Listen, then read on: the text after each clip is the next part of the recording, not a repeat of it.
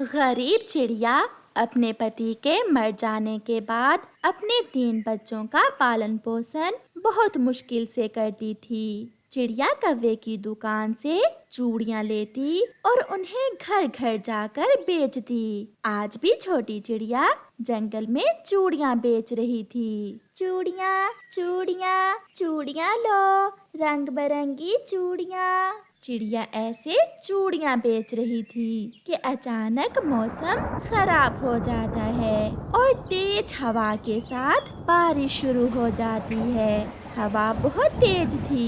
ऐसे मौसम में मैं घर भी नहीं जा सकती। अब क्या करूं मैं? चिड़िया ऐसे परेशान बैठी हुई थी कि सामने नदी के पास उसे पपीते का एक बड़ा पेड़ नजर आता है। चिड़िया जल्दी से अपनी चूड़ियाँ उठाती है और पपीते के उस बड़े पेड़ के नीचे जाकर बैठ जाती है। यहाँ मैं सुरक्षित हूँ।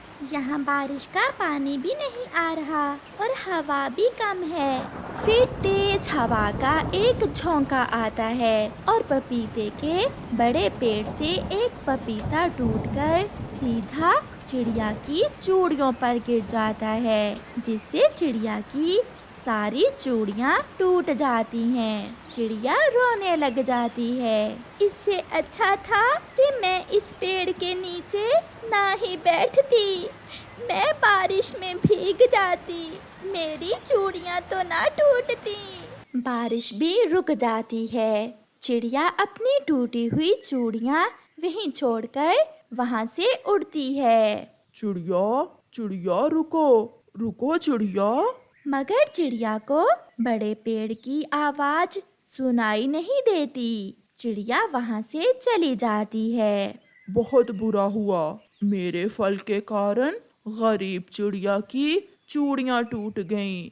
मुझे उस चिड़िया की मदद करना होगी। वो पेड़ ऐसे सोचता है। चिड़िया, अगर चूड़ियाँ टूट गई हैं तो तुम्हें उसका दंड भरना होगा। मेरा बहुत नुकसान है। कौवे भैया, हवा तेज थी। मैं आश्रय लेने पपीते के पेड़ के नीचे बैठ गई और फिर ये सब हो गया। जो भी है, अगर कल तक तुमने मेरी चूड़ियों के पैसे वापस ना किए तो मैं तुम्हारा घर ही बेच दूंगा। कौवा वहाँ से चला जाता है। चिड़िया अपने घर के बाहर बैठी रो रही थी। मम्मा, अब क्या होगा? क्या कौवा अंकल हमारा घर बेच देगा?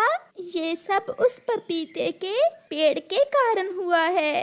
ना मैं वहाँ जाकर बैठती और ना टूटती चूड़ियाँ। रात हो जाती है। चिड़िया के बच्चे भूखे थे। माँ, भूख लगी है। माँ, कुछ खाने को दो ना। मगर चिड़िया के पास तो आज कुछ भी ना था जो वो अपने बच्चों के लिए भोजन ला सकती। फिर चिड़िया का ध्यान पपीते के पेड़ की तरफ जाता है। मैं अभी उस पपीते का फल लाकर अपने बच्चों को देती हूँ। कम से कम मेरे बच्चों का पेट तो भरेगा। चिड़िया अपने घर से निकलती है और रात के अंधेरे में सीधी पपीते के पेड़ के पास जाती है। चिड़िया, मैं आपका ही इंतजार कर रहा था। मैंने आपको आवाज दी मगर आप चली गईं। पेड़ जी, आपकी वजह से मेरी चूड़ियाँ टूट गईं। मेरे बच्चे भूखे हैं। मैं आपका एक फल लेने आई हूँ। आप एक नहीं, मेरे 2 फल ले जाएं। मेरे फल के अंदर से जो बीज निकलेंगे वो आपकी जिंदगी बदल देंगे। ये सुनकर चिड़िया हैरानी से पूछती है, वो कैसे पेड़ जी?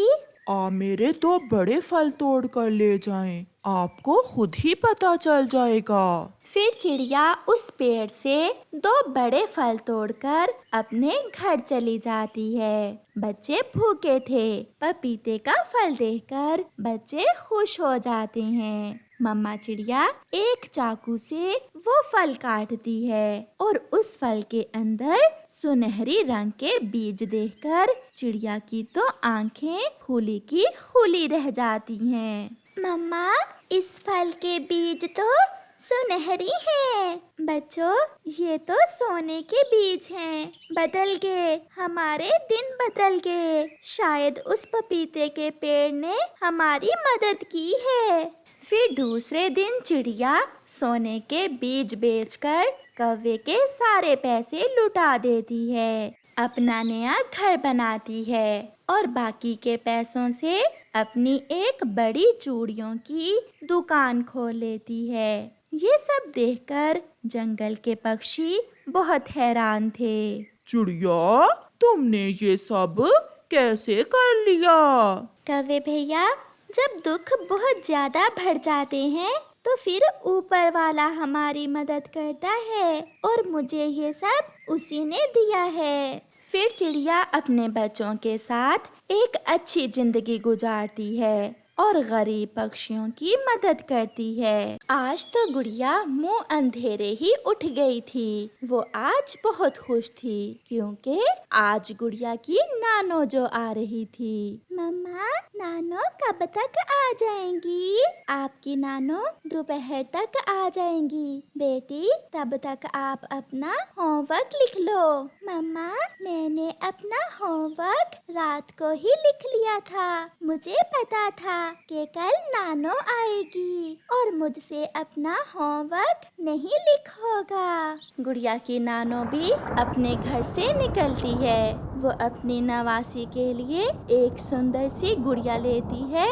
और कुछ मिठाइयाँ। गुड़िया ये गुड़िया देखकर बहुत खुश होगी। बहन, कहाँ जा रही हो? आज बहुत खुश लग रही हो। आज मैं दूसरे जंगल जा रही हूँ अपनी बेटी और नवासी से मिलने। मौसम खराब है, बेहतर है आप कल चली जाना। नहीं, अगर मैं आज ना गई तो गुड़िया मुझसे नाराज हो जाएगी। ऐसा कहते हुए गुड़िया की नानो अपना सफर शुरू करती है। गुड़िया की नानो अभी थोड़ी दूर ही गई थी कि हवा तेज हो जाती है और बादल की एक गरज के साथ तेज बारिश शुरू हो जाती है। उड़ना बहुत मुश्किल था, मगर गुड़िया की नानो ऐसे मौसम में उड़ना अच्छे से जानती थी, इसलिए वो उड़ती रहती है। सभी पक्षी अपने अपने घोंसलों में बैठे हुए थे। नदी पर एक सूखे पेड़ के सुराख में काला नाग भी बैठा बारिश का नजारा ले रहा था। मम्मा, बारिश शुरू हो गई। मैं अपना छाता लेकर नानो को रास्ते से ले आती हूँ। मगर बेटी, आपकी नानो शायद ऐसे मौसम में घर से ही ना निकली हो। नहीं मम्मा, नानो ने मुझसे वादा किया था आज आने का। नानो जरूर आएगी, आप मुझे जाने दें। फिर गुड़िया अपनी मम्मा को मना लेती है और अपना छाता लेकर अपनी नानो को देखने नदी की तरफ जाती है। गुड़िया की नानो भी आहिस्ता आहिस्ता नदी तक पहुंच जाती है, मगर अब हवा बहुत तेज हो गई थी, इसलिए गुड़िया की नानो हवा से बचने के लिए नदी के पास एक पेड़ के नीचे बैठ जाती है। थोड़ी दूर सूखे पेड़ के छेद में बैठा काला नाग बूढ़ी नानो को देख रहा था। ऐसे मौसम में अगर ये बूढ़ी पक्षी मिल जाए तो बरसात का मजा ही आ जाएगा। नाग गुड़िया की नानो को खाने का प्रोग्राम बना रहा था और वो आहिस्ता आहिस्ता अपने बिल से निकलकर गुड़िया की नानो की तरफ बढ़ता है। नाग गुड़िया की नानो के बहुत करीब चला जाता है। नानो, नानो बचें, पीछे काला नाग है। ये सुनकर गुड़िया की नानो जल्दी से वहाँ से उड़ जाती है। और वो दोनों दूसरे पेड़ पर बैठ जाती हैं। मेरी बच्ची ने मुझे बचा लिया, अगर आप ना आती तो वो नाग मुझे डसने ही वाला था। नानो नानो, मेरा दिल डर रहा था, इसलिए मैं छाता लेकर आपको देखने यहाँ तक आ गई। अब आप चलें, मेरे साथ साथ उड़े और हम छाते के सहारे घर तक चली जाती हैं। फिर वो दोनों नानी और नवासी सुरक्षित घर पहुंच जाती हैं। गुड़िया की मम्मा अपनी माँ को देखकर बहुत खुश होती है। शुक्र है आप पहुंच गईं, मैं बहुत चिंतित थी आपको लेकर। बेटी, आज तो मेरी गुड़िया ने बचा लिया मुझे, अगर गुड़िया ना आती शायद अब तक वो काला नाग मेरी हड्डियां भी खा गया होता।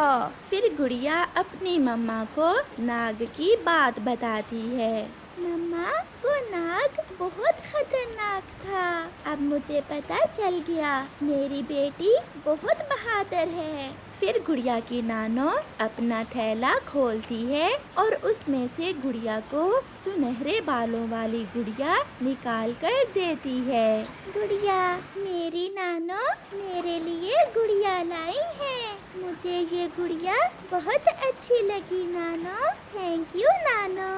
रुको, मैं अपनी बेटी के लिए मिठाइयाँ भी लाई हूँ। फिर वो सब बैठकर मजे मजे से मिठाइयाँ खाते हैं। सुबह से दोपहर और फिर शाम से रात हो गई थी, मगर बारिश और भी तेज थी। बारिश की आवाज जंगल में संगीत गा रही थी। फिर गुड़िया अपनी नानो के साथ घोंसले में लेट जाती है।